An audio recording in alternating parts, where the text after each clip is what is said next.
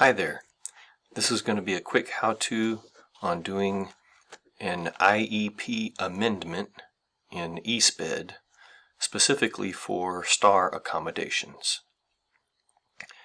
I have a checklist that I made here. I use it for various things for my caseload of students, where I'd have their names here and their grade, if they need an amendment, if the parent's been contacted about the amendment, getting their approval, if they've okayed the change, if the changes have actually been made in the accommodations page on eSped, if the amendment page in eSped has been done, if the amendment has been archived into the archive manager, if the amendment has been sent home to the parent either with the student or as an email attachment, and if the amendment has been uploaded to Eduphoria, or however the process is to give it to the teacher, and then the teacher signing receipt of the new amendment that they're aware of it.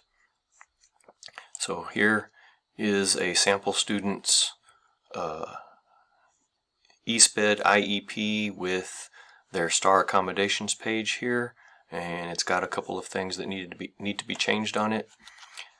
But the first step is the communication with the parent. And so I have some notes that I keep in my quick links document that has how to do the amendment and some example statements.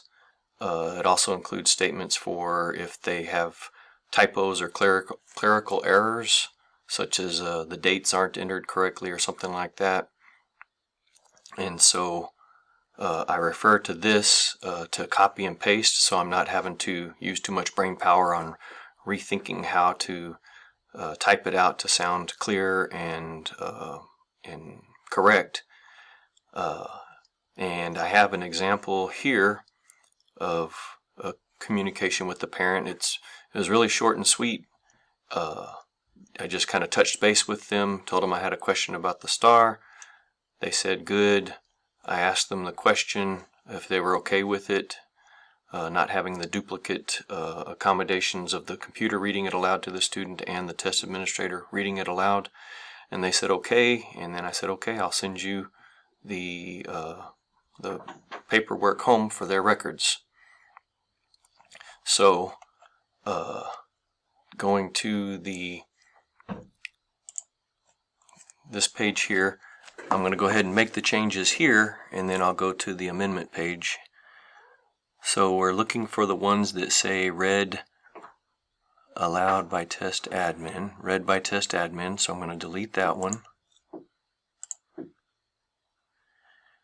And read by test admin, read aloud by test admin. And then this student also has having math manipulatives, tangible pieces for the fraction pieces and the geometric shapes. And we found out in our benchmark testing that it was way more distracting for the student to have these than it was helpful.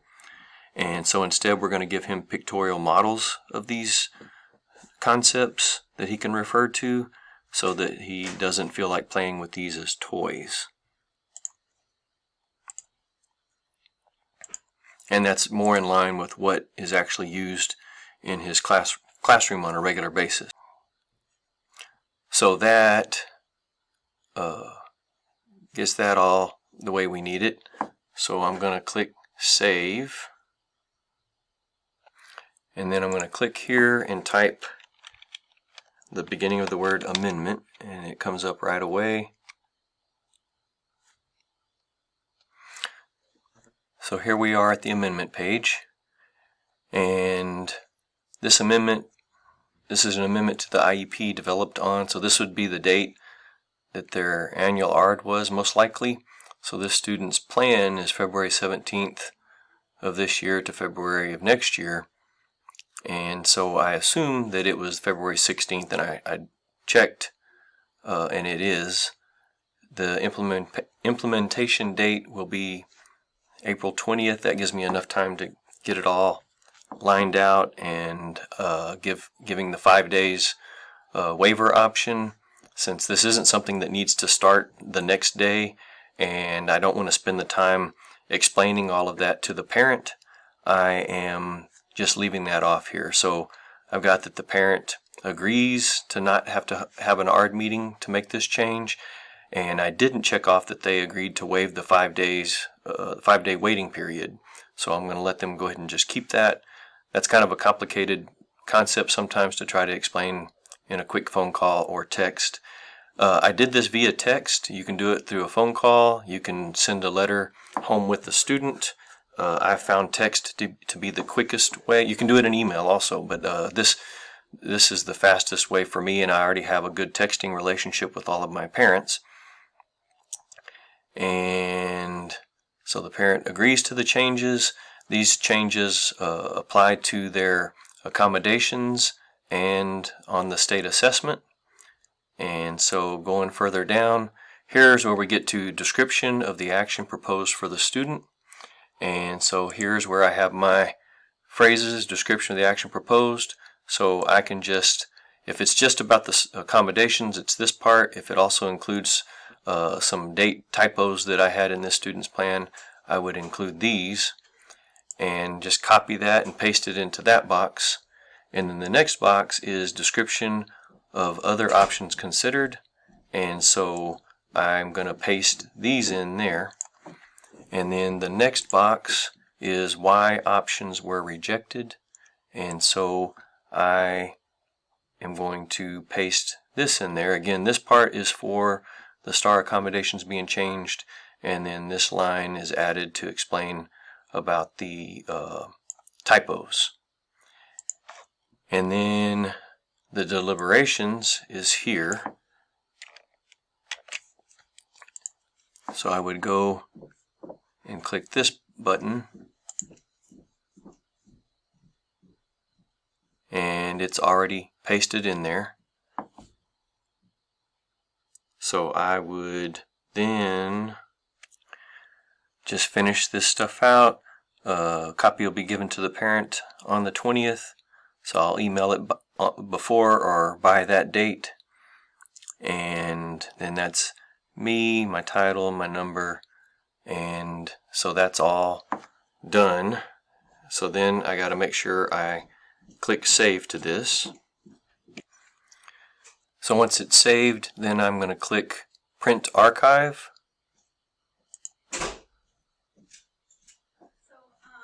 And I'm going to choose two things on here. I'm going to find IEP Amendment, and then I'm also going to find STAAR Accommodations. But before I click that one, I'm going to hold the control key down and click it. So then that lets me select two things at once, and then I'll print final copy. So here's what the print preview looks like. I've changed the window size to hide the private data so I don't have to spend so much time adding the blur effect. So then I would click download, and it would bring me to my file save dialog, and I go to that student's folder, and there's already some files in there. And we have a naming convention here in our campus, the grade, student's last name, student's first name, and then whatever the file is and the date. And so I can go ahead and just click on that instead of typing all of it, and it'll automatically put that in, and then I can just change the part that needs to be changed. So I'm going to put IEP Amendment STAAR Accomms, and then the date 04/06, and then save it.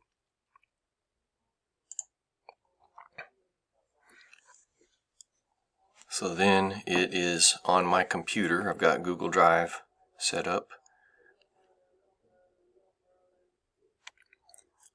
So then I go to the Archive Manager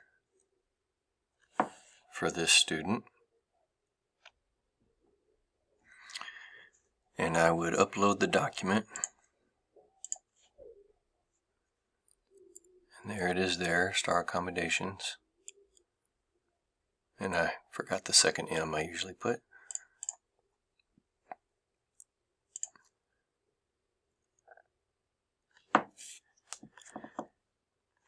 And then this is going to be an IEP Amendment is the file archive type for this school year, ARD related, and I'm going to put the date that I made it active, and I'm going to put the end of his IEP year was February 15th of 23.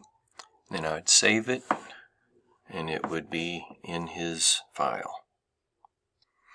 And then that would bring me back to my checklist at that spot there. So then I would just send a copy home to the parent with the child or through email, and then upload it to Eduphoria and have the teacher sign a receipt.